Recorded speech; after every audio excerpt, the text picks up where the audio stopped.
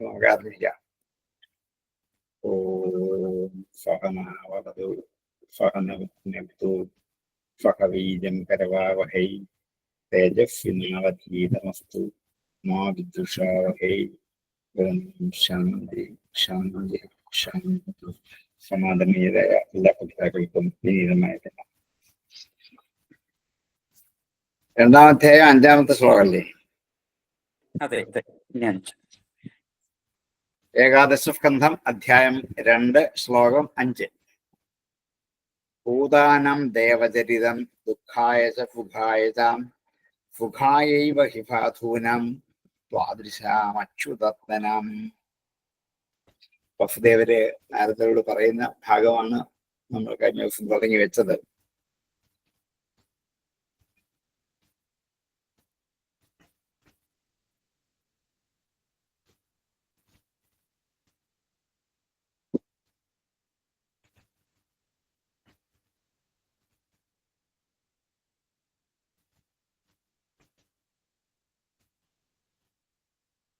ഭൂതങ്ങൾ എന്ന് വെച്ചാൽ പ്രാണിവർഗങ്ങളുടെ ഭവിച്ചർ,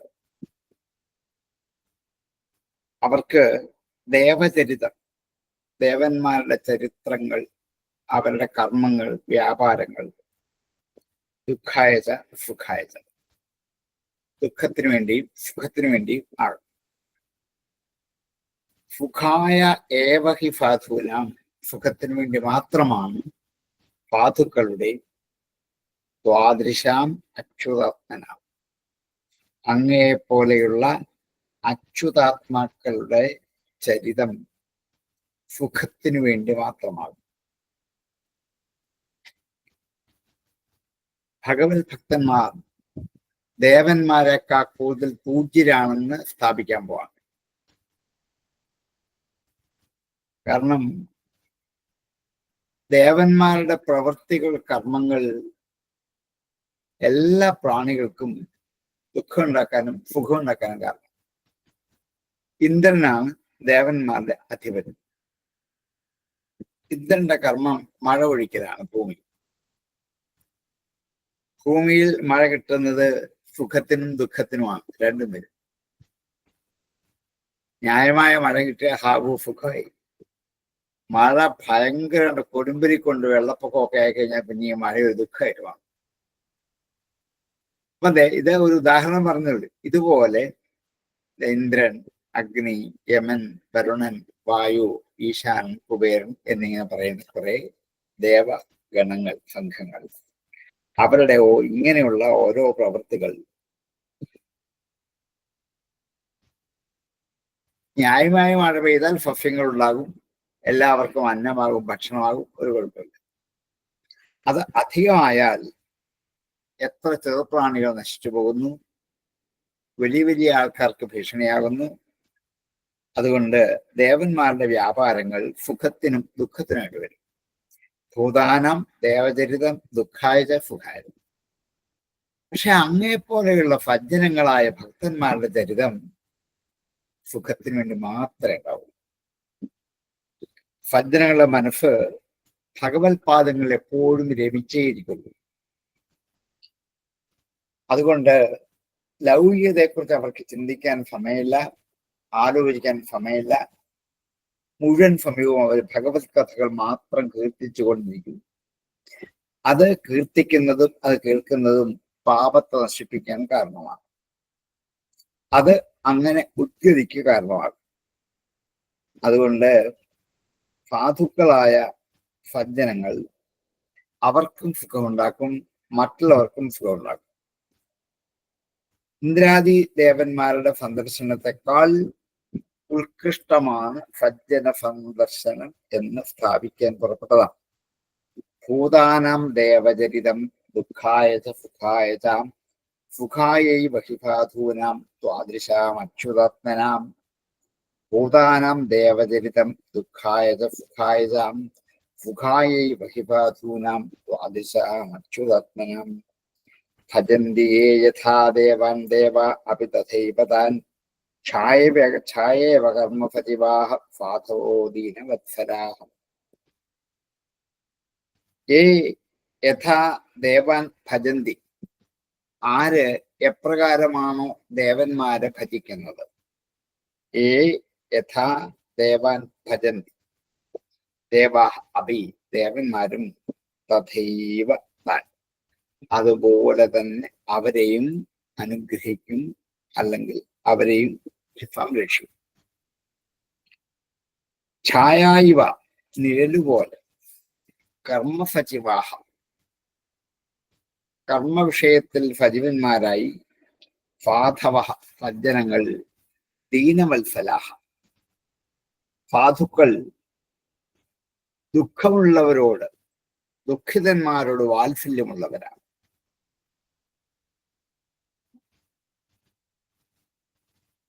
ദേവന്മാർക്കും സജ്ജനങ്ങൾക്കും തമ്മിൽ മറ്റു വ്യത്യാസം കൂടി പറയാൻ പോവാണ്, മുമ്പ് പറഞ്ഞ കൂടാതെ. ഓരോരോ ഫലങ്ങൾ ആഗ്രഹിച്ച് ഓരോരുത്തർ ഓരോരോ ദേവന്മാരെ യജിക്കും. ഗണപതിയെ, വിഷ്ണുവിനെ, ശിവനെ, ദേവിയെ. അങ്ങനെ ഏതുദ്ദേശിച്ചിട്ട് അവരെ ആരാധിക്കുന്നുവോ അതിനനുസരിച്ചുള്ള ഫലങ്ങൾ അവർക്ക് കൊടുത്തുകൊണ്ടേയിരിക്കും. അങ്ങനെ അവരെ വിഘ്നം മാറണം എന്നാഗ്രഹിച്ചുകൊണ്ട് ഗണപതിയെ ഭജിച്ചാൽ ഗണപതി വിഘ്നം മാറ്റിക്കൊടുക്കും. ഇങ്ങനെ ഓരോ ദേവന്മാരും ദേവതകളും ആരെ എന്തിനു ഭജിക്കുന്നുവോ ആ ലക്ഷ്യം അവർക്ക് സാധിച്ചു കൊടുക്കുക മാത്രമാണ് ചെയ്യുക.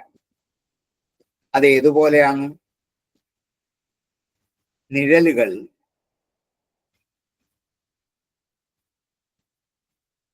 പോകുന്നത് പോലെയാണ്. നിഴല് പോകുന്നത് വ്യക്തി പോകുമ്പോഴാണ്. നമ്മൾ സഞ്ചരിച്ചു പോകുമ്പോൾ നമ്മളെ കൂടെ തന്നെ നിഴലും പോകുന്നത്. നമ്മൾ തന്നെ പ്രതിരൂപമാണ് ഈ നിഴല്. അങ്ങനെ ഏത് ദിക്കിൽ പോയാലും നിഴല് ആ ദിക്കിൽ കൂടെ പോകുന്നത് പോലെ തങ്ങളെ ആശ്രയിക്കുന്നവർക്ക് ദേവന്മാർ അവരുടെ കർമ്മത്തിനനുസരിച്ചുള്ള ഫലം കൊടുക്കും. ഏതുപോലെയാണ്? നിഴല് പോലെയാണ്. എവിടെ ഇരിക്കുന്ന ഗണപതിയെയും എവിടെ ഇരുന്ന് ഭജിച്ചാലും ആ ഗണപതിയുടെ വിഘ്നമകറ്റുക എന്നുള്ള കർമ്മഫലം നിഴല് പോലെ അവരിലേക്ക് എത്തും. അത് മാറ്റിക്കൊടുക്കും, അത് ഉറപ്പാണ്. അപ്പോൾ ഭക്തന്മാരോ ദുഃഖിച്ചുകൊണ്ടിരിക്കുന്നവരോ എല്ലാം അനുഗ്രഹിക്കാനും ആ ദേവന് സാധിക്കും. പക്ഷേ വേറെ ദുഃഖിക്കുന്ന എത്രയോ ആൾക്കാരുണ്ടായിരിക്കും, അവർക്ക് വേണ്ടി ഒന്നും ചെയ്യില്ല. തങ്ങളെ ആശ്രയിക്കുന്നവർക്ക് വേണ്ടതെല്ലാം കൊടുക്കും. ആശ്രയിക്കാത്ത എത്രയോ ദുഃഖിതന്മാർ ലോകത്തുണ്ടാകും. അവരുടെ ദുഃഖം തീർത്ത് അവരെ ആനന്ദിപ്പിക്കാൻ സജ്ജനങ്ങൾക്കേ പറ്റൂ. കാരണം സജ്ജനങ്ങൾ തങ്ങളെ ഭജിക്കുന്നവരെ മാത്രമല്ല സന്തോഷിപ്പിക്കുക, ദീനന്മാരായും ദുഃഖിതന്മാരായും ജഗത്തിൽ ആരൊക്കെയുണ്ടോ അവരെയൊക്കെ സന്തോഷിപ്പിക്കുക. അന്യന്മാരുടെ ദുഃഖം തീർത്തു കൊടുക്കുന്നതാണ് അവരുടെ സ്വഭാവം. അതിൽ കൂടി കിട്ടുന്ന സന്തോഷമാണ് അവരുടെ ഏറ്റവും വലിയ ആനന്ദം. ഈ ഒരു വ്യത്യാസം ദേവന്മാരും സജ്ജനങ്ങളും തമ്മിൽ ഉണ്ട്. ഭജന്തി യഥാ ദേവാൻ ദേവാ അപി തഥൈവ താൻ ഛായേവ കർമ്മഫജിവാ സാധവോ ദീനവത്സലാം. ഭജന്തി യഥാ ദേവാൻ ദേവാ അപി തഥൈവ താൻ ഛായേവ കർമ്മഫജിവാ സാധവോ ദീനവത്സലാഹം. ബ്രഹ്മം തഥാപി പക്ഷാമോ ധർമാൻ ഭാഗവതാം സ്തവാം യാൻ ശ്രുത്വാ ശ്രദ്ധയാമർത്യോ മുച്യതേ സർവതോ ഭയാത്. ഹേ ബ്രഹ്മൻ, സംബോധനയാണ്. ബ്രഹ്മസ്വരൂപനായിരിക്കുന്നവനെ, തഥാപി എന്നാലും, ഭിക്ഷാമഹ ഞങ്ങൾ ചോദിക്കുന്നു, ധർമാൻ ഭാഗവതൻ തവാം ഭാഗവത ധർമ്മങ്ങൾ അങ്ങയോട് ഞങ്ങൾ ചോദിക്കാം. ഇങ്ങനെ ദീനവത്സലനായ അങ്ങയെ കണ്ടതുകൊണ്ട് ഞങ്ങൾ കൃതാർത്ഥരായി. അങ്ങനെ കൃതാർത്ഥരായെങ്കിലും ചില കാര്യങ്ങൾ ചോദിക്കാൻ ആഗ്രഹിക്കും. തഥാപി പൃച്ഛാമോ, അപ്പോ ഒരു ആശയം ഉണ്ടാകാം, ഹേ വസുദേവരെ, എന്തിനാ എന്നോട് ചോദിക്കുന്നത്? ശ്രീ ഭഗവാൻ തന്നെ അങ്ങയുടെ സമീപത്ത് പുത്രനായി അവതരിച്ച് എന്ത് സംശയവും തീർത്താൻ പാകത്തിന് കൂടെയില്ലേ? അവിടെ ചോദിക്കാതെ എന്നോട് എന്തിനാണ് ഈ ചോദിക്കുന്നത് എന്ന ആശങ്ക ഉണ്ടാവരുത്. അതാണ് യാൻ ശ്രുത്വാ ശ്രദ്ധയാ മർത്യോ മുച്യത്തെ ഫറൂദോപ. ഭാഗവത ധർമ്മങ്ങൾ പറയാൻ യോഗ്യത ഭഗവാനല്ലേ? അങ്ങെപ്പോഴും ബ്രഹ്മാവിന്റെ പുത്രനാണ്, എപ്പോഴും ബ്രഹ്മത്തെ കണ്ടുകൊണ്ടിരിക്കുന്നവനാണ്, പിന്നെ ലോകം മുഴുവൻ സഞ്ചരിക്കുന്നവനാണ്, എല്ലാവരുടെയും ഗുരുവാണ്. അങ്ങനെയുള്ള ഒരാളോട് ചോദിക്കാനാണ് ഞാൻ ആഗ്രഹിക്കുന്നത്. ഭഗവാൻ എൻ്റെ അടുക്കൽ ഉണ്ടെങ്കിലും ലോകരുടെ ദൃഷ്ടിയിൽ എൻ്റെ പുത്രനാണല്ലോ ഭഗവാൻ. അപ്പൊ ഭഗവാന്റെ ഗുരുവാണ് ഞാൻ. അപ്പൊ എനിക്ക് ഭഗവാനോട് ശിഷ്യരൂപത്തിലിരിക്കുന്ന പുത്രനോട് ചെന്ന് ചോദിക്കുന്നത് ലോകമര്യാദയ്ക്ക് ചേർന്നല്ല. അതുകൊണ്ട് ഭക്തനും ഭഗവാനും ഒന്നാണ് എന്നുള്ള ഒരു ന്യായത്തെ സൂചിപ്പിച്ചുകൊണ്ട് ബ്രഹ്മൻ എന്ന് സംബോധന ചെയ്ത് ഞാൻ അങ്ങയോട് ഭാഗവത ധർമ്മങ്ങൾ ചോദിക്കാൻ ആഗ്രഹിക്കുന്നു. ഞാൻ ശ്രുത്വ, യാതൊന്ന് കേട്ടിട്ടാണോ? ശ്രദ്ധയോടുകൂടി കേട്ടിട്ട് മർത്യൻ, മനുഷ്യൻ ഫർവതോഭയാ മുച്യത, എല്ലാവിധത്തിലുള്ള ഭയത്തിൽ നിന്നും മോചിക്കപ്പെടും. അത് കേട്ടാൽ ഭാഗവത ധർമ്മങ്ങൾ കേട്ടാൽ. ബ്രഹ്മം തഥാ വിപർച്ഛാമോ ധർമ്മൻ ഭാഗവതാം സ്തവാം യാൻ ശ്രുത്വാ ശ്രദ്ധയാ മർത്യോ മുച്യത്തെ ഫർവതോഭയാത്. ബ്രഹ്മം തഥാ വിപർച്ഛാമോ ധർമ്മൻ ഭാഗവതാം സ്തവാം യാൻ ശ്രുത്വാ ശ്രദ്ധയാ മർത്യോ മുച്യത്തെ ഫർവതോഭയാത്. ബ്രഹ്മൻ തഥാപി എന്നാണ് പദത്തിന്റെ കൂടിച്ചേരുമ്പോൾ ബ്രഹ്മം തഥാപി എന്നാകുന്ന. ഭാഗവതാൻ എന്ന് തവ കൂടിച്ചേരുമ്പോൾ ഭാഗവതാം സ്തവ എന്നാകുന്ന. യാൻ ശ്രുത്വ കൂടിച്ചേരുമ്പോൾ യാൻ ശ്രുത്വ എന്നാകുന്നതാണ്. വായിക്കുമ്പോൾ യാൻ ശ്രുത്വ എന്ന് വായിച്ചാൽ മതി. പക്ഷെ അർത്ഥം അറിയണമെങ്കിൽ യാൻ ശ്രുത്വ എന്ന് രണ്ടാക്കി തന്നെ അറിയണം. ബ്രഹ്മം തഥാ വിവർച്ഛാമോ ധർമ്മൻ ഭാഗവതാം സ്തവാം യാൻ ശ്രുത്വാ ശ്രദ്ധയാ മർത്യോ മുച്യതേ ഫർവതോഭയാത്. അഹം കില പുരാനന്ദം പ്രജാർത്ഥോ ഭുവി മുക്തിദം അപൂജയം ന മോക്ഷായ മോഹിതോ ദേവമായ. അഹം കില, ഞാനാകട്ടെ, പുരാ പണ്ട്, അനന്തം പ്രജാർത്ഥോ ഭുവി മുക്തിദം, ഭൂമിയിൽ സന്തതികളെ ആഗ്രഹിക്കുന്നവനായിട്ട് മുക്തി കൊടുക്കുന്ന അനന്ത ഭഗവാനെ പൂജിച്ചുവല്ലോ. ഇപ്പൊ തന്നെ രാമകൃഷ്ണന്മാരുടെ കൂടെ ജീവിക്കുന്നത് കൊണ്ട് ഭഗവത് പ്രസാദം പിതാവായ അങ്ങയ്ക്ക് ലഭ്യമാണല്ലോ. ശരിയായിരിക്കാം. പക്ഷെ ഇത് ഒരു കാര്യം പറയാനുള്ളത്, എൻ്റെ മുൻ ജന്മത്തിലൊക്കെ ഞാൻ ഭഗവാനെ പൂജിച്ചിട്ടുണ്ട്. അപ്പോഴൊക്കെ അക്ഷയമായ മോക്ഷസുഖം നൽകുന്നതിന് സമർത്ഥനായ ഭഗവാനെ ഈ തുച്ഛമായ സംസാരസുഖം ആഗ്രഹിച്ചുകൊണ്ടാണ് ഞാൻ ഭജിച്ചത്. ഭഗവാൻ പുത്രനായി ജനിക്കണം എന്നാഗ്രഹിച്ചാണ് ഞാൻ ഭഗവാനെ ഭജിച്ചത്. പോയില്ലേ? ഈ ആഗ്രഹം ഉള്ളിൽ വെച്ചുകൊണ്ടാണ് ഭജിച്ചത്. അതുകൊണ്ടാണ് ഭക്തവത്സലൻ പുത്രനായിട്ട് ജനിച്ചത്. സത്യമാണ്. ഈ ഭഗവാന്റെ മായ എന്നെ ബാധിച്ചില്ലെങ്കിൽ പുത്രനായി വരണം എന്ന് ആഗ്രഹിക്കാൻ എനിക്ക് അവകാശമില്ലല്ലോ. അതുകൊണ്ട് മായാബാധ ഉള്ളവർക്ക് ഭയമുണ്ടോ നിശ്ചയം. പണ്ട് ഞാൻ അനന്തനെ പ്രാർത്ഥിച്ച് അങ്ങ് സന്താനമായി ജനിക്കണം എന്ന് അപേക്ഷിച്ചതാണ്. അപൂജയം ഞാൻ പൂജിച്ചു. നാ മോക്ഷായ, മോക്ഷത്തിന് വേണ്ടിയല്ല. മോഹിതോ ദേവമായ, ദേവന്റെ മായയിൽ മോഹിക്കപ്പെട്ടവനായിട്ട് മോക്ഷം ചോദിച്ചില്ല. ഭഗവാൻ എൻ്റെ പുത്രനായിട്ട് ജനിക്കണം എന്നാണ് ആവശ്യപ്പെട്ടത്. ഒപ്പം എന്നെ മണ്ടത്തരം, അന്നിങ്ങനെ അബദ്ധം പറ്റിയതാണ്. അതുകൊണ്ട് എനിക്ക് മോക്ഷം ലഭിക്കാൻ ഇടയായില്ല. ഭഗവാൻ കൂടെയുണ്ട്, പുത്രനാണ്. പക്ഷെ എന്ത് ചെയ്യുന്നില്ല? മോക്ഷം ലഭിക്കുന്നില്ല. ഞാൻ ആഗ്രഹിച്ചതും ചോദിച്ചതും ഭഗവാൻ പുത്രനാകണം എന്ന് ഈ ലൗകികമായ മായയിൽ അകപ്പെട്ടുകൊണ്ടാണ് തൻ്റെ ചോദ്യം. ഇതാണ് തനിക്ക് പറ്റിയ വലിയ അബദ്ധം എന്നെനിക്ക് മനസ്സിലാവും. അഹം ഗിരപുരാനന്ദം പ്രജാർത്ഥോ ഭുവിമുക്തിദം അപൂജയം നമോക്ഷായ മോഹിതോ ദേവമായ.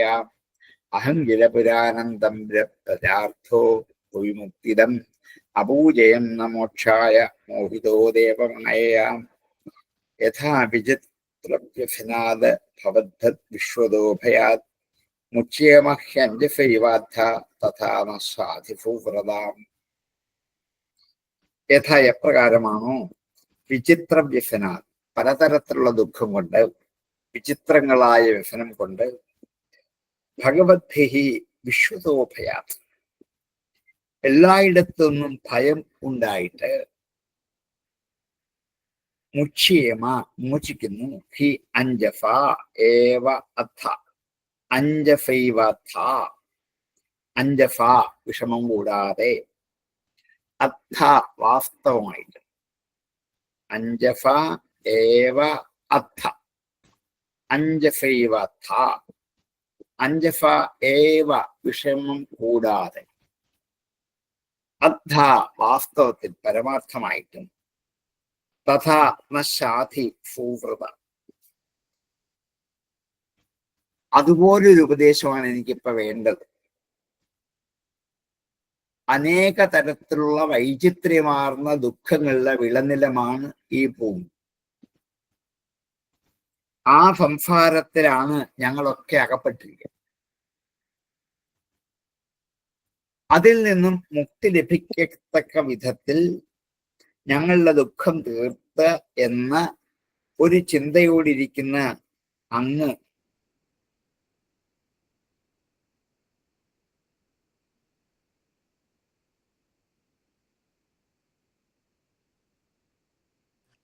സാറേ കേൾക്കാൻ പറ്റുന്നില്ല.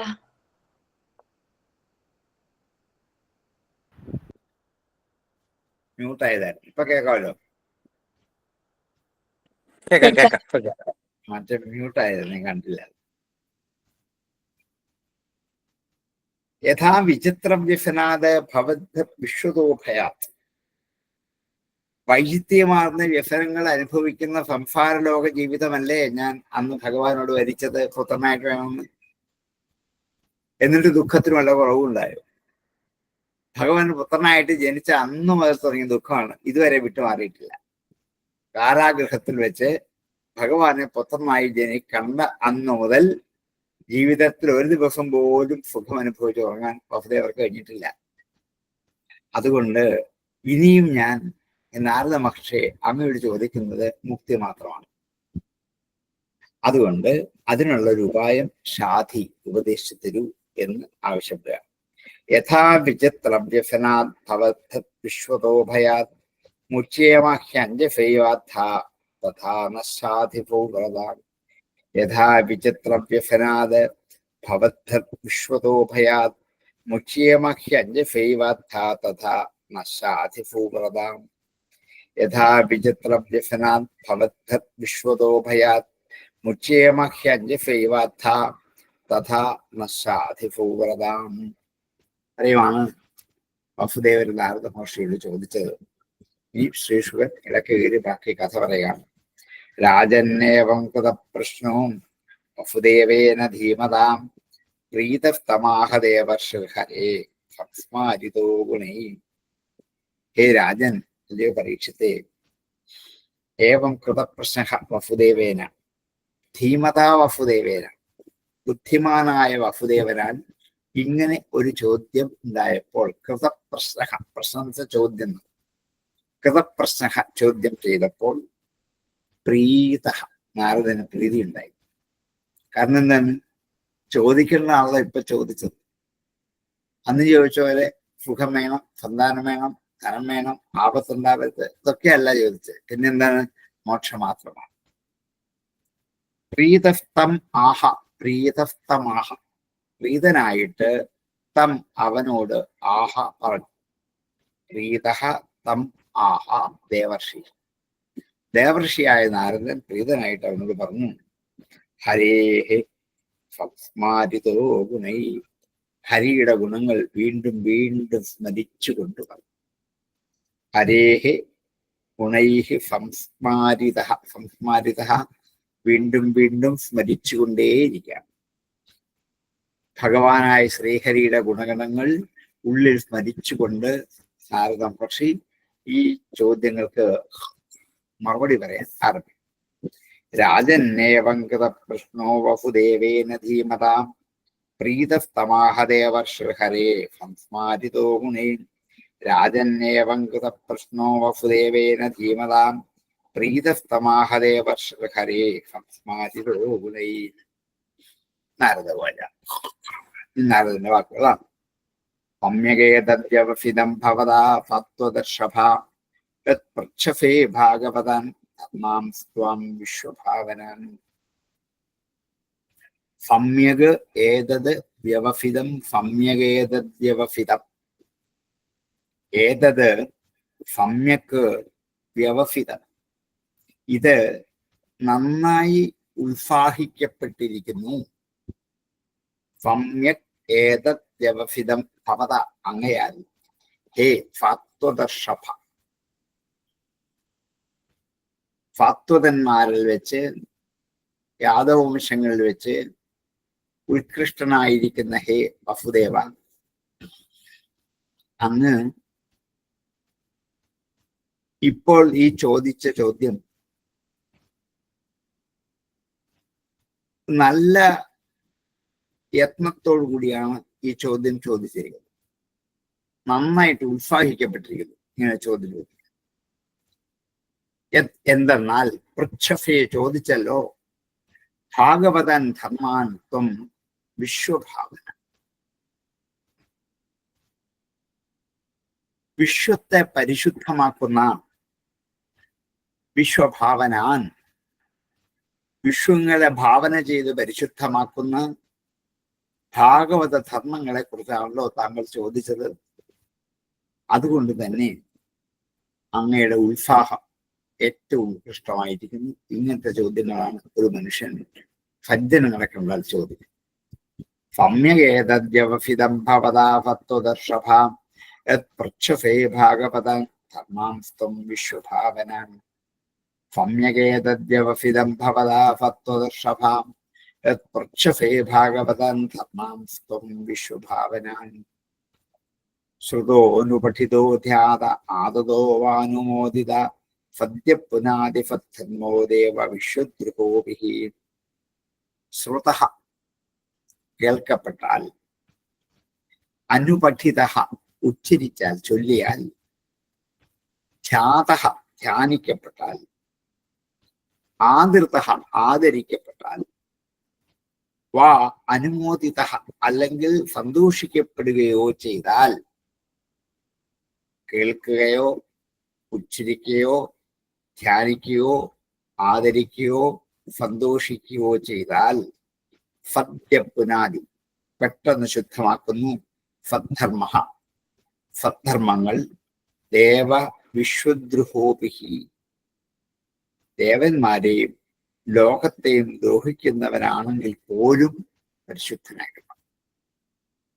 ദേവ വിശ്വദ്രുഹോപിഹി പുനാദി ദേവന്മാരെ ദ്രോഹിക്കുന്നവര്, ലോകത്തെ ദ്രോഹിക്കുന്ന ലോകോപദ്രവകാരികൾ ആണെങ്കിൽ പോലും സത്യപ്പുനാൻ പെട്ടെന്നവർ ശുദ്ധരായിത്തീർന്നു. ഗുരുമുഖത്തിൽ നിന്ന് കേൾക്കുക, കേട്ടതിന് ശേഷം അത് ചൊല്ലിക്കൊണ്ട് നടക്കുക, അതിനുശേഷം ആ സ്വരൂപത്തെ ഉള്ളിൽ ധ്യാനിക്കുക, എന്നിട്ട് മറ്റുള്ളവരോട് ആദരപൂർവം ഈ കഥ പറയുക, ഈ കഥ പറയുന്നവരെ അനുമോദിക്കുക, എന്നിങ്ങനെ ഉത്കൃഷ്ടങ്ങളായ ആ ധർമ്മങ്ങൾ ദേവവിശുദ്ധന്മാരെ പോലും പരിശുദ്ധമാക്കി. ചോദിച്ച ചോദ്യം ആപ്റ്റാണെന്ന് പറയാൻ പോവാണ്. ഇങ്ങനത്തെ ചോദ്യമാണ് ചോദിക്കുന്നത്. ഈ ചോദ്യത്തിന്റെ വ്യാപ്തി ഇത്രത്തോളമാണ് എന്ന് ചോദ്യകർത്താവിനെ പറഞ്ഞു മനസ്സിലാക്കുമ്പോൾ എന്തൊരു സന്തോഷമായിരിക്കും. ശ്രുതോനു പഠിതോ ധ്യാതാം ആദതോ വാനുമോദിതാം സദ്യ പുനാദിഫദ്ധർമ്മോ ദേവവിശ്വദ്രുഹോഭിः ശ്രുതോനുപഠിതോ ധ്യാതാം ആദതോ വാനുമോദിത സദ്യ പുനാതിഫദ്ധർമ്മോ ദേവവിശ്വദ്രുഹോഭിः സ്വയാ പരമകല്യാണ പുണ്യശ്രവണകീർത്തനം സ്മാരിതോ ഭഗവാനദ്യദേവോ നാരായണോ മമ. ഹേ പരമകല്യാണം. അതിലും പിന്നെ 12ാമത്തെ ശ്രുതോനു പഠിതോ ധ്യാത എന്നുണ്ട്. അതല്ലേ ഇപ്പൊ എടുത്തേ? അല്ല, അതിന്റെ മേലത്തെ അല്ല, ശ്രുതോന് പഠിതോ ധ്യാത ആദതോ അനുമോദിത പദ്യപുനാതിഫദ്ധർമ്മോ ദേവ വിശ്വദ്രുഹോഭിഹി. അതെടുത്തു. ആ കേൾക്കുക, കേൾക്കപ്പെടുക, അനുപഠിത ചൊല്ലിക്കൊണ്ട് നടക്കുക, ധ്യാത ധ്യാനിക്കുക, ആദത ആദരിക്കുക, അനുമോദിത സന്തോഷിക്കുക. ഇങ്ങനെ ഗുരുവിൽ നിന്ന് കേട്ടു പഠിച്ചത് ചൊല്ലി ധ്യാനിച്ച് ആദരിച്ച് അതുകൊണ്ട് മറ്റുള്ളവരെ സന്തോഷിപ്പിച്ച് നടക്കുന്നവർക്ക് മാത്രമേ സദ്ധർമ്മം കൊണ്ട് ലോകത്തെ ശുദ്ധീകരിക്കാൻ പറ്റൂ. പറഞ്ഞ ത്വയാ പരമകല്യാണ, ഹേ പരമകല്യാണ, അങ്ങയാൽ പുണ്യശ്രവണ കീർത്തന. പുണ്യശ്രവണ കീർത്തനം, പുണ്യങ്ങളെ ശ്രവിക്കുന്നത്, കീർത്തിക്കുന്നവൻ. പുണ്യത്തെ ഉണ്ടാക്കുന്ന കീർത്തനങ്ങൾ ആർക്കാണോ ഉള്ളത് അവൻ പുണ്യശ്രവണ കീർത്തനൻ. പരമകല്യാണം പുണ്യശ്രവണ കീർത്തനനുമായി സ്മാരിത ഓർമ്മിപ്പിക്കപ്പെട്ടതായ ഭഗവാൻ അദ്യ ദേവോ നാരായണോ മമ.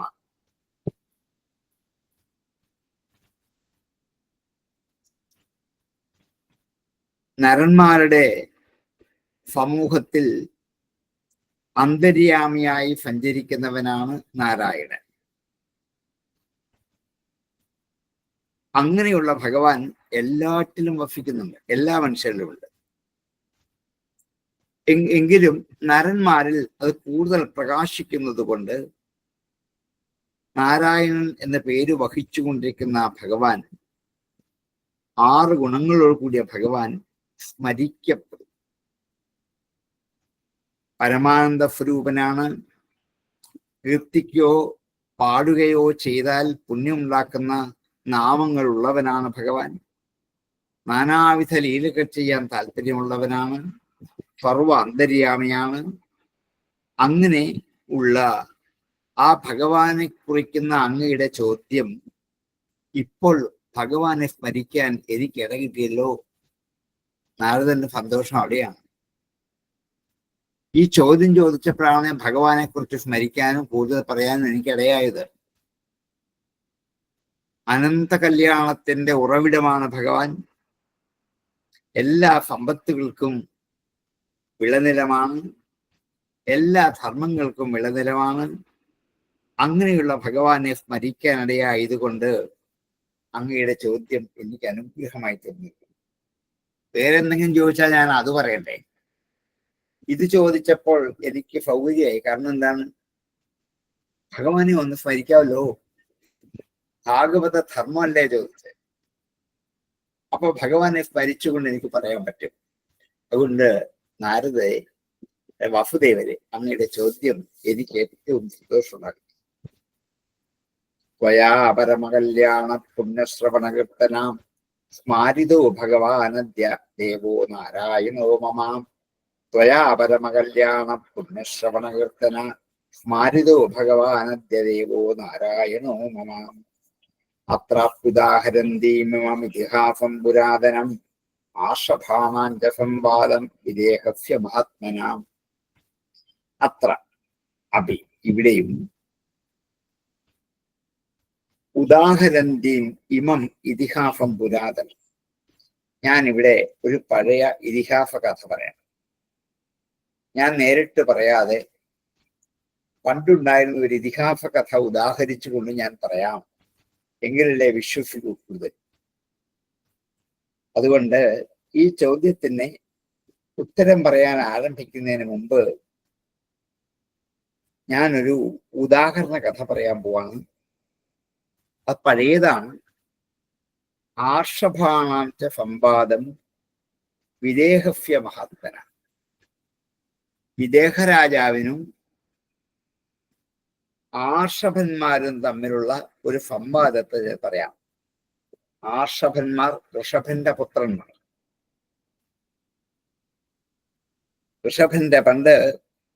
ഋഷഭന്റെ പുത്രന്മാരായ മഹർഷിമാർ പുണ്യാത്മാക്കളായ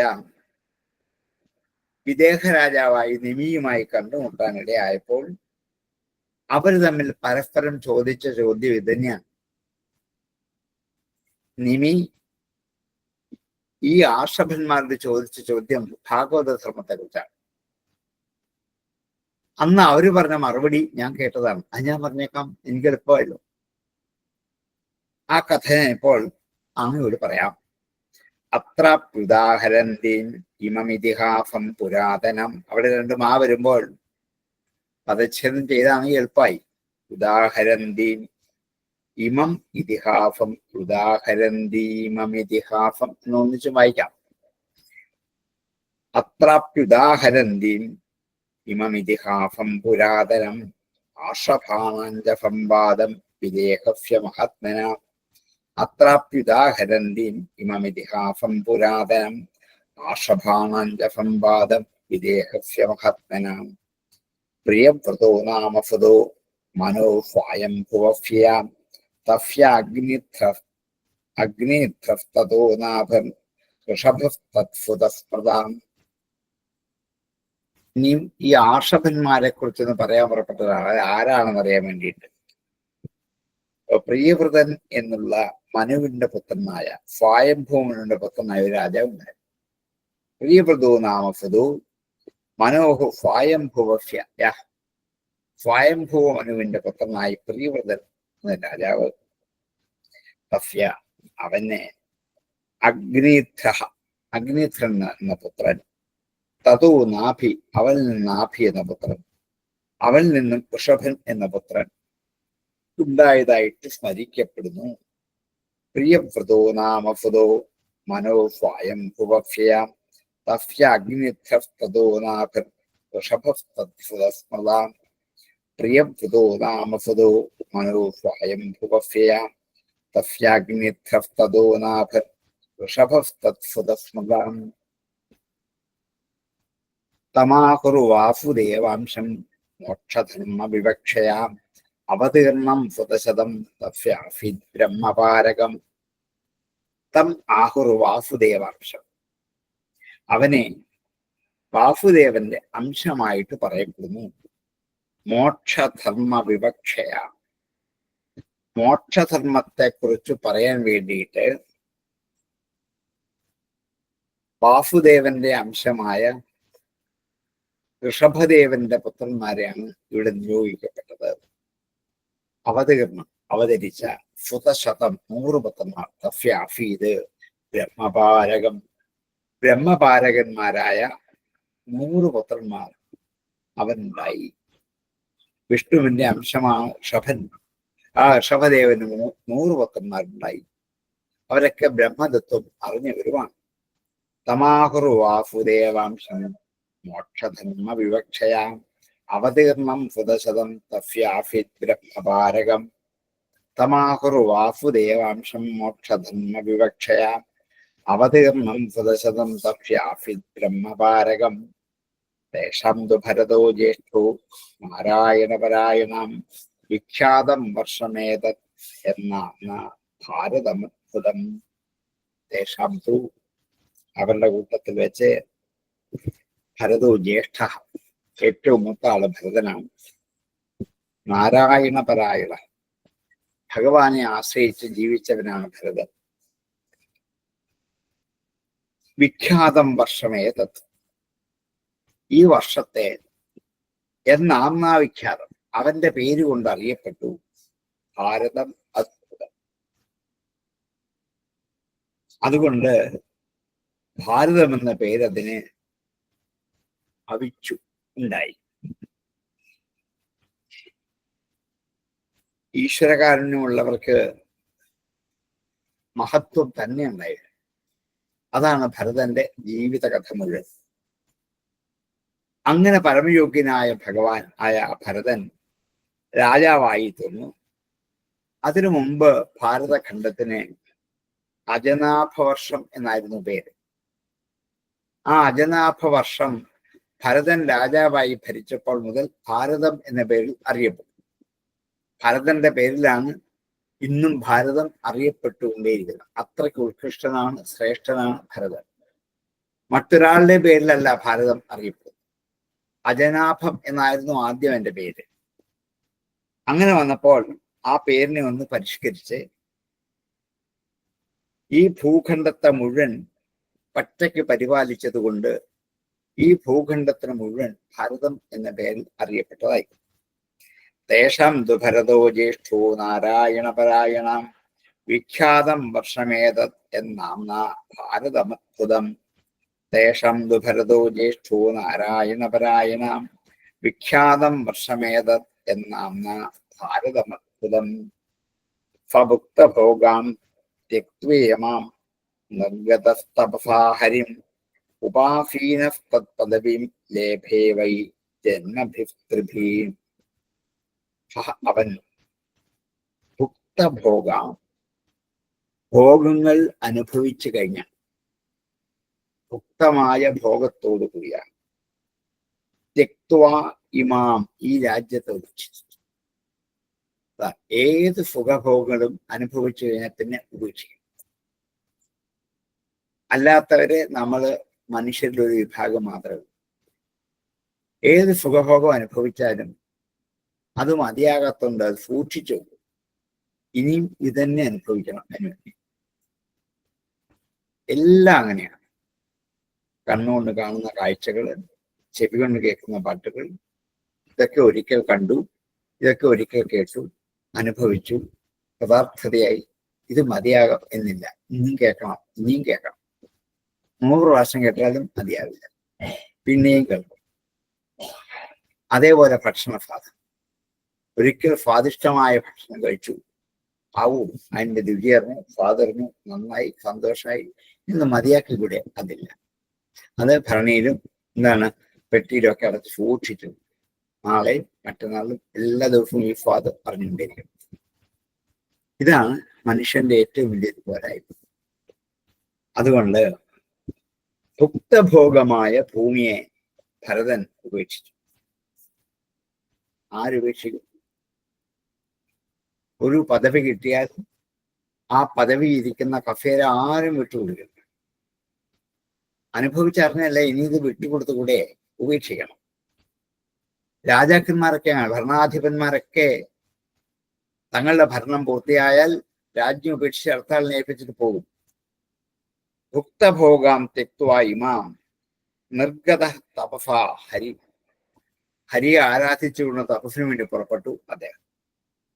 ഉപാസീന തത് പദവീൻ, ആ പദവിയെ ഉപാസിച്ചുകൊണ്ട് ലേഭേ വൈ ജന്മസ്ത്രിഭി, 3 ജന്മം കൊണ്ട് അദ്ദേഹത്തിന് ആ വിഷ്ണു സായുജ്യത്തെ ലഭിക്കാൻ കാരണമായി തീർന്നു എന്ന കഥ ഇനി വരുന്നുണ്ട്. കഥ ഇനി നമുക്ക് പറയാൻ പോകുന്നത്. സ്വഭുക്തഭോഗാം തെക്വേമാം നിർഗതസ്തപസാ ഹരിം ഉപാസീനസ്തത്പദവിം ലേഭേ വൈ ജന്മഭിസ്ത്രിഭി. സ്വഭുക്തഭോഗാം തെക്വേമാം നിർഗതസ്തപസാ ഹരിം ഉപാസീനസ്തത്പദവിം ലേഭേ വൈ ജന്മഭിസ്ത്രിഭി. രാജ്യം ഉപേക്ഷിച്ച് ഭഗവാനെ തപസ് ചെയ്തു. അങ്ങനെ 3 ജന്മം ഭഗവത് ഭക്തി കൂടി കഴിച്ചു. അവസാനം സായുജ്യം ലഭിച്ച ആളാണ് ഈ ഭരതന്റെ കഥ. തേഷാം നവദ്വീപപതയോഹ്യ സമന്തത കർമ്മതന്ത്ര പ്രണേതാരാം ഏകാശീതി ദ്വിജാതയാം. തേഷാം, ബാക്കിയുള്ളവരിൽ വെച്ച് 9 പേർ. മൂത്ത ആളായിരുന്നു ഭരതൻ. ബാക്കിയുള്ളവരിൽ വെച്ച് 9 പേരെ. നവദ്വീപപതയോ, 9 ദ്വീപുകളുടെ പതികളായി. അസ്ഥി സമന്തത, ഈ ഭാരതഖണ്ഡത്തിന്റെ 4 ഭാഗത്തുമായിട്ടാണ് ഈ 9 ദ്വീപുകളുള്ളത്. നടുക്ക് ഭാരതഖണ്ഡം, 9 ദ്വീപുകൾ ചുറ്റുമായിട്ട് കാണാൻ പറ്റും. അങ്ങനെ കർമ്മ തന്ത്ര പ്രണയതാരഹ, കർമ്മമാർഗത്തെയും അതിൻ്റെ തന്ത്രമാർഗത്തെയും പ്രണേതാരഹ നടത്തുന്നവർ, കർമ്മമാർഗത്തെ നടത്തുന്നവരായ അവരെ 81 പേര് ദ്വിജാദേഹ ബ്രാഹ്മണരായിട്ട്. 100-ൽ മൂത്ത ആള് പോയി. പിന്നെയുള്ളത് 9 പേര്. അവര് ഭാരതഖണ്ഡത്തിന്റെ അധിപതികളായി. പിന്നെ 99 പേരുണ്ടല്ലോ ഭരതന്റെ അനുജന്മാരായിട്ട്. അവരിൽ 9 പേര് 9 വർഷത്തിന്റെ അധിപതികളായി. ഒന്ന് കുശാവർത്തം, ഇളാവർത്തം, ബ്രഹ്മാവർത്തം, മലയം, കേതു, ഭദ്രസേനം, ഇന്ദ്രസ്പൃക്ക്, വിദർഭം, കീകടം എന്ന 9 ദ്വീപുകൾക്ക് അധിപതിയായിട്ട് ഭവിച്ചു. ഈ 9 ദ്വീപുകളും ഭാരതത്തിന്റെ ചുറ്റുമായിട്ട് നാനാഖണ്ഡങ്ങളിൽ ഇപ്പോഴും നിലനിൽക്കുന്നുണ്ട്. 81 പേർ കർമ്മമാർഗത്തെ തെറ്റുകൂടാതെ നടത്താൻ ശ്രമിച്ചുകൊണ്ടിരിക്കുന്ന ബ്രാഹ്മണരായിട്ട് ഭവിച്ചു. കർമ്മമാർഗത്തെ ഉപദേശിക്കുന്നവരായതുകൊണ്ട് ഇവർ 81 പേരും ബ്രാഹ്മണരായിട്ട്. നോക്കൂ, ക്ഷത്രിയ കുലത്തിൽ ജനിച്ചവർക്ക് ബ്രാഹ്മണരാകാം. അന്നേ ഉള്ളതാണിത്. വർണ്ണങ്ങൾ പരസ്പരം മാറാൻ പറ്റും, അത് അവരവർക്ക് തിരഞ്ഞെടുക്കാൻ പറ്റുന്നതാണ്. അതുകൊണ്ടാണ് ദ്വിജാദേഹ ബ്രാഹ്മണരായിട്ട് അവർ ഭവിച്ചു എന്ന് പറയാൻ കാരണം അതുകൊണ്ട് തന്നെയാണ്. കാരണം ജാത്യാക്ഷത്രിയന്മാരാണെങ്കിലും ഗുണം കൊണ്ട് അവർ ബ്രാഹ്മണരായി എന്ന് ധരിക്കണം. ഗുണകർമ്മ വിഭാഗശഃ എന്നാണ് ഈ വർണ്ണ ധർമ്മങ്ങളുടെ വ്യവസ്ഥ എന്ന് ഗീതയിൽ ഭഗവാൻ പറഞ്ഞത് തന്നെയാണ്. ജന്മം കൊണ്ട് മാത്രമല്ല. ഇവര് ജന്മം കൊണ്ട് ക്ഷത്രിയരാണെങ്കിലും സത്കർമ്മങ്ങൾ മാത്രം ചെയ്ത് ബ്രാഹ്മണരായിട്ടുണ്ട്.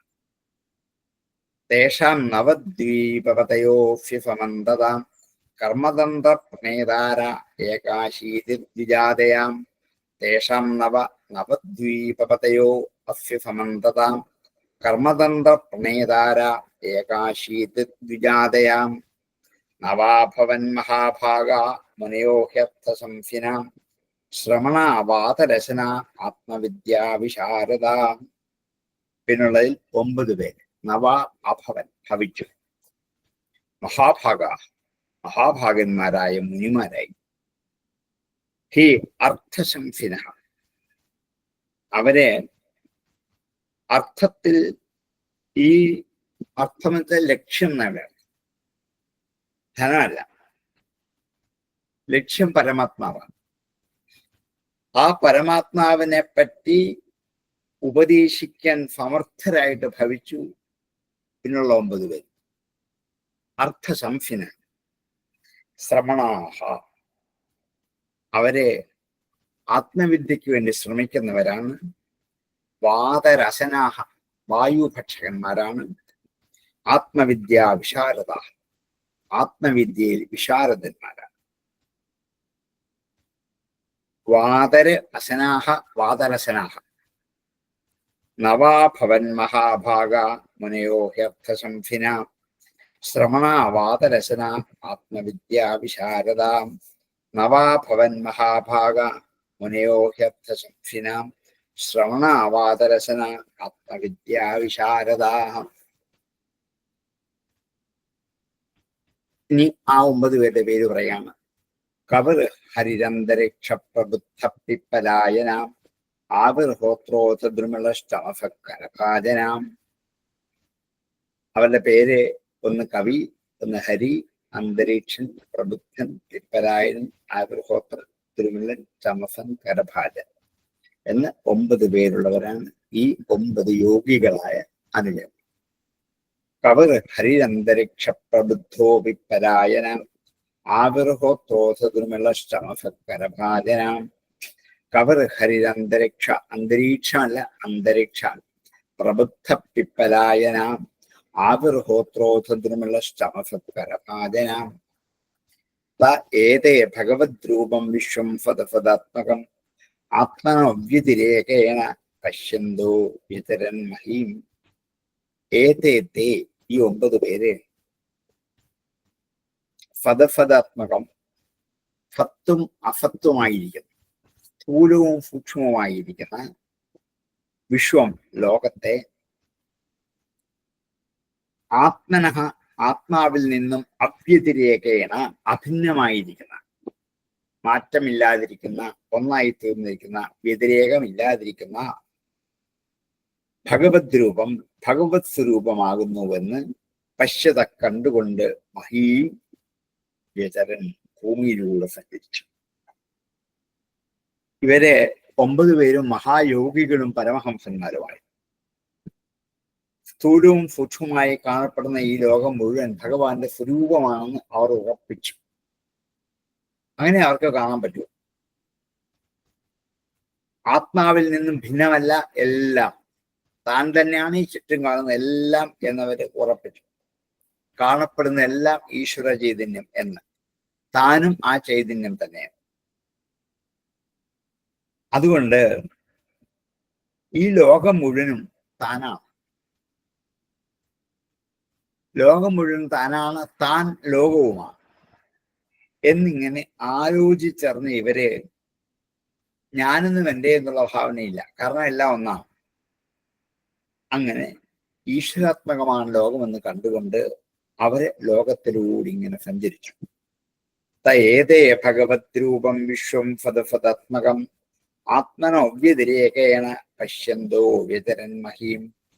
തയേതേ ഭഗവത് രൂപം വിശ്വം ഫദഫദാത്മകം ആത്മനോ വ്യതിരേകേണ പശ്യന്ത്യോ വ്യതരൻ മഹീം. അവ്യാഹതേഷ്ടഗതയ ഫുരസിദ്ധപദ്ധ്യാം ഗന്ധർവയക്ഷ നരകിന്നരനാഗലോകാൻ മുക്താശ്ചരന്തി മുനിചാരണഭൂതനാഥ വിദ്യാധര ദ്വിജഗവാം ഭുവനാനികാമം. എങ്ങനെയൊക്കെയാണ് ഇവർ സഞ്ചരിച്ചതെന്ന് പറയാൻ പോവാം. അവ്യാഹത ഇഷ്ടഗതയ, ഒരു തടസ്സവുമില്ലാതെ ഇഷ്ടം പോലെ പോകാം. അവ്യാഹതേഷ്ടഗതയ, അവ്യാഹതവും ഇഷ്ടവുമായ ഗതിയോട് കൂടിയവർ. അവ്യാഹതേഷ്ടഗതയ ഫുരസിദ്ധസാധ്യ, പുരന്മാർ, സിദ്ധന്മാർ, സാധ്യന്മാർ, ഗന്ധർവന്മാർ, യക്ഷന്മാർ, നരന്മാർ, കിന്നരന്മാർ, നാഗലോകങ്ങൾ, ഇവിടെ എല്ലാം ഇവർ സഞ്ചരിക്കും.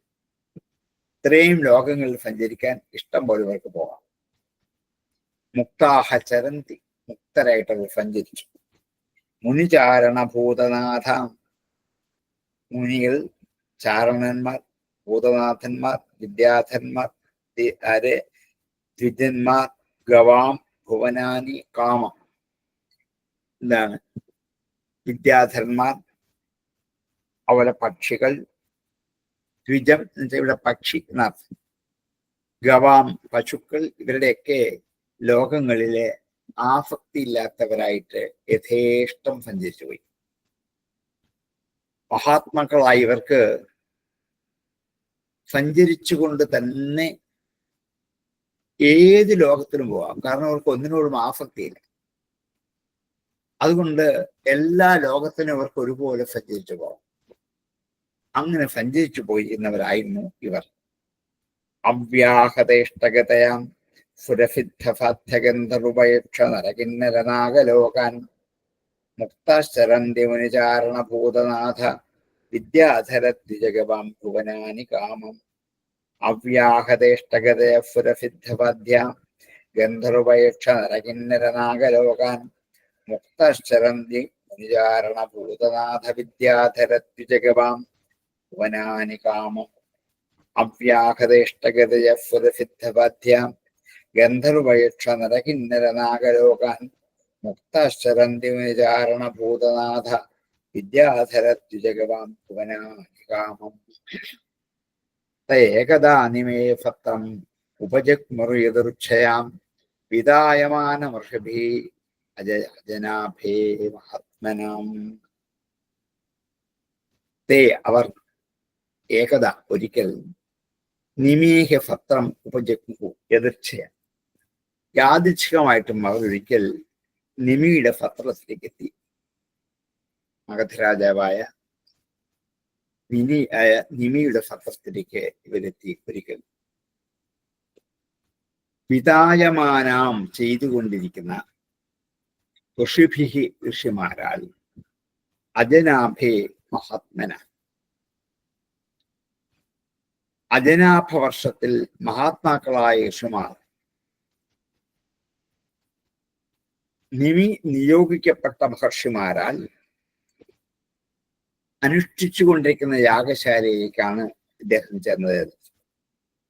യാദൃശ്യമായിട്ടാണ് ചെന്നത്. ചക്രവർത്തി യാഗം ചെയ്തുകൊണ്ടിരിക്കുകയാണ്. അന്നത്തെ അജനാഭ വർഷത്തിൽ മഹർഷിമാരെ കണ്ട് യാഗം ചെയ്യിച്ചുകൊണ്ടിരിക്കുന്ന ആ നിമി ചക്രവർത്തി യജ്ഞ യജമാനാണ് എന്നുള്ളത് കൊണ്ട് മഹാത്മാവായി. അങ്ങനെയുള്ള ബ്രഹ്മജ്ഞാനികൾ ഇരിക്കുന്ന സദസ്സിലേക്കാണ് ഈ 9 പേരും കയറിച്ചത്.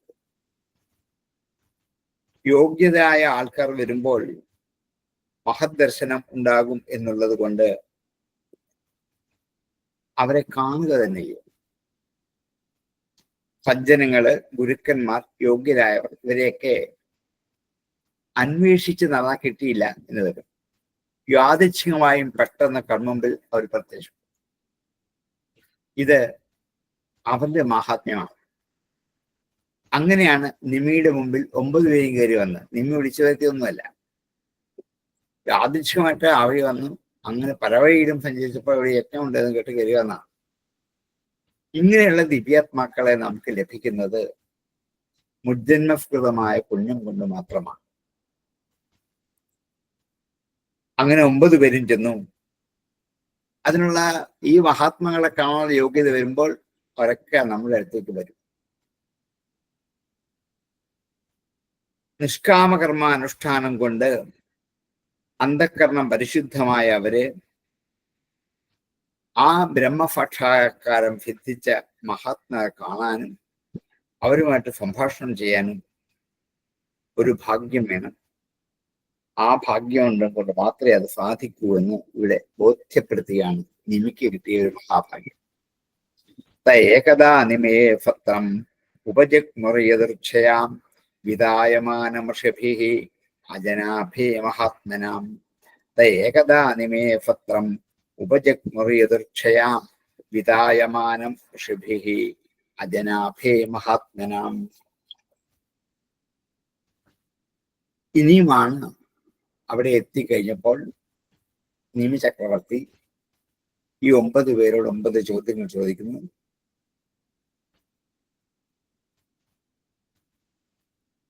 അങ്ങനെ യോഗീശ്വരന്മാരും നിമിയുമായിട്ടുള്ള സംവാദമാണ് ഏകാദശ സ്കന്ധത്തിലെ ആദ്യത്തെ ആധ്യാത്മിക വിഷയം തുടങ്ങാൻ പോകാം. എന്റെ പശ്ചാത്തലം പറഞ്ഞു വെച്ചേ 2 ശ്ലോകം കഴിഞ്ഞാൽ അവരുടെ ചോദ്യോത്തരം ആരംഭിക്കും.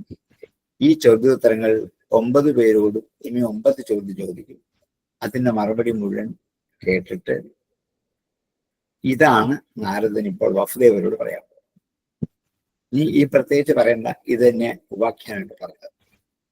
ഇതാണ് ഏകാദശത്തിലെ 1ാമത്തെ വിഷയം. നമുക്ക് അടുത്ത ശ്ലോകം മുതൽ അടുത്ത ദിവസത്തേക്ക് മാറ്റിവെക്കാം. സമയം ഏതാണ്ട് ആയിരിക്കുന്നു. സംശയങ്ങൾ എന്തെങ്കിലും ഉണ്ടെങ്കിൽ ചോദിക്കാം. അല്ലെങ്കിൽ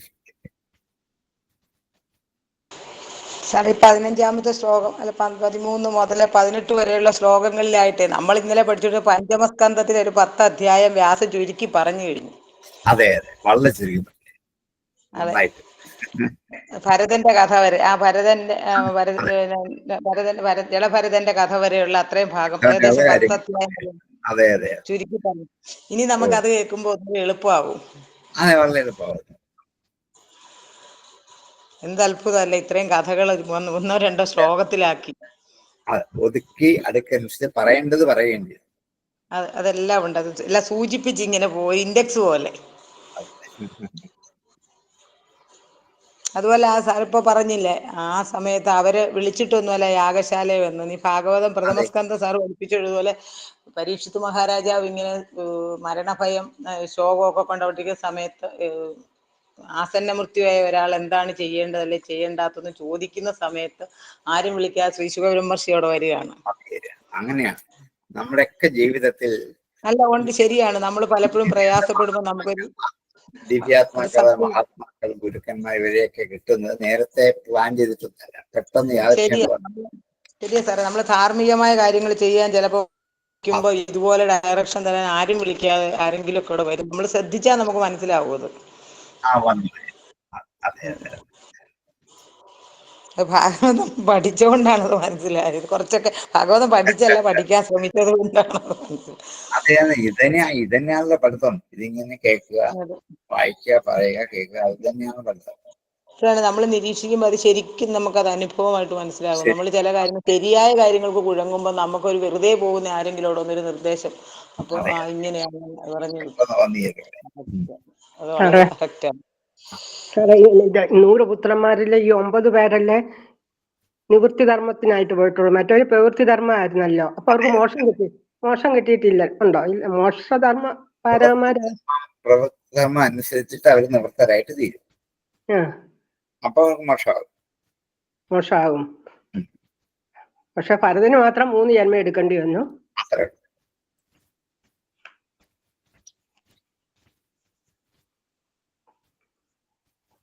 ഗീതയിൽ പറയുന്നുള്ള അന്ത്യയാമതി സാഗതിഹി എന്ന് പറയുന്ന ഭരതന് അങ്ങനെ ഒരു സാഹചര്യം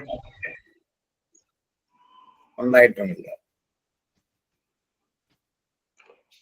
സാറേ, 22ാമത്തെ ശ്ലോകമേ സദ അസതെന്നല്ലേ സാറേ വായിക്കുമ്പം? അസദാത്മകം എന്ന് വായിക്കണ്ടേ? ഒന്നിച്ച് വായിക്കുമ്പോൾ ഫദഫദാത്മകം എന്നങ്ങ് വായിച്ചാണ്. അസത്തം എടുത്ത് പറയണമെന്നില്ല, അർത്ഥം മനസ്സിലായിക്കൊണ്ട് ഫദഫദാത്മകം, ഫദഫദ് എന്നുള്ളത് ആ ചുരുക്കി പറഞ്ഞാൽ മതി, വലുതാക്കി പറയണ്ട. ശരിയാ, അങ്ങനെ പറഞ്ഞാൽ.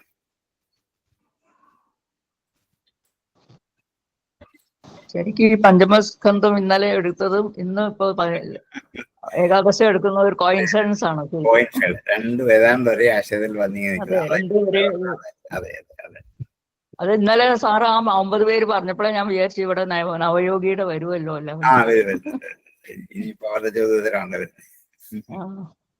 ഒരു കോയിൻസിഡൻസ് ആണ് നല്ലത്.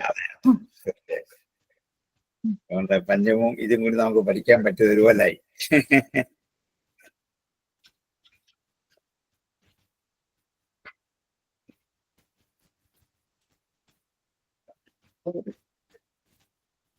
സംശയങ്ങൾ കഴിഞ്ഞ പ്രസംഗിക്കുന്നു. Okay sir. ഓം പൂർണ്ണമദ പൂർണ്ണമിദം പൂർണ്ണാത് പൂർണ്ണമുദച്യതേ പൂർണ്ണസ്യ പൂർണ്ണമാദായ പൂർണ്ണമേവാവശിഷ്യതേ. ഓം ശാന്തി ശാന്തി ശാന്തി. നമസ്തേ. നമസ്തേ.